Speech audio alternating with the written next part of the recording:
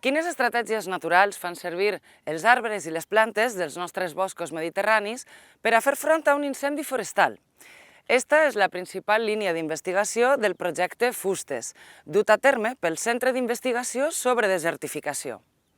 La nostra companya, Christine Sulenc, ens mostra en detall com es rehabilita el sòl després d'un gran incendi forestal.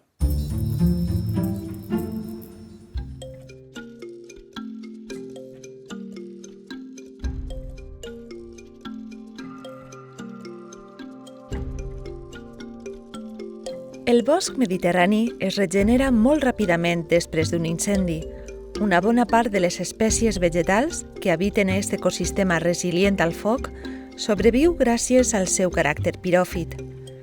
Conèixer les estratègies naturals per a superar els incendis constituïx la línia de recerca de Fustes, un projecte del Centre d'Investigació sobre Desertització adscrit al Consell Superior d'Investigacions Científiques.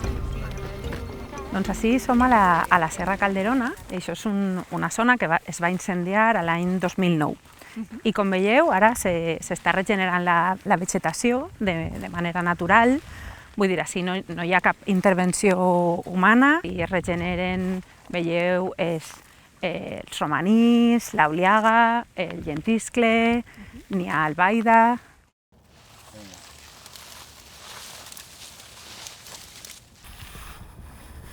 Nosaltres estem treballant ara gràcies al finançament de la Generalitat Valenciana. És un projecte en el que estudiem diferents zones incendiades en tota la Comunitat Valenciana. Són incendis que van ocórrer des de fa un any fins a fa 20 anys. Quin és l'impacte real d'un incendi en la natura? Té efectes que no són evidents als nostres ulls. Són els efectes sobre el sòl. Redueixen la fertilitat del sòl, perquè cremen les substàncies orgàniques, també dessequen el sòl i inclús poden augmentar la seva salinitat. I això, en conjunt, merma la capacitat del sòl per a sostindre la vida. I què feu amb les mostres que recolliu ací? Les mostres de sòl les portem al laboratori. Allí, en primer lloc, les tamissem. Llavors ens quedem amb la matriu fina del sòl. I a aquesta matriu li fem diferents tipus d'analítiques que avaluem, per una banda, la fertilitat del sòl i, de manera especial en la nostra recerca, avaluem l'abundància i la diversitat dels microorganismes que habiten al sòl. I què ens diu el sòl a l'hora de poder actuar?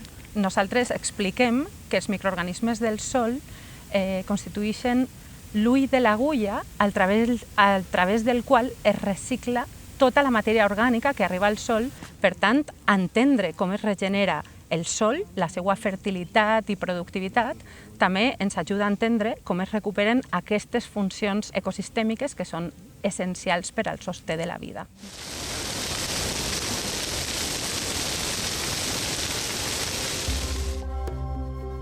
Els megaincendis, un fenomen global en augment que contribueix a les emissions d'efecte hivernacle, són cada vegada més freqüents al territori valencià.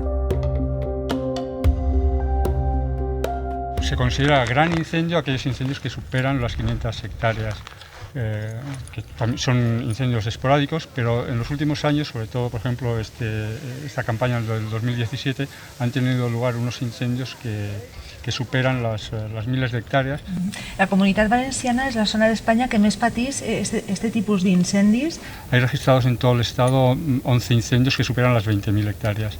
De estos 11 incendios, más de la mitad se han producido en la Comunidad Valenciana. Estamos en un entorno mediterráneo donde las precipitaciones, siendo escasas, permiten el desarrollo y acumulación de una cubierta vegetal y, por tanto, en términos de incendios de combustible, que cuando llega el verano una parte de ella queda seca.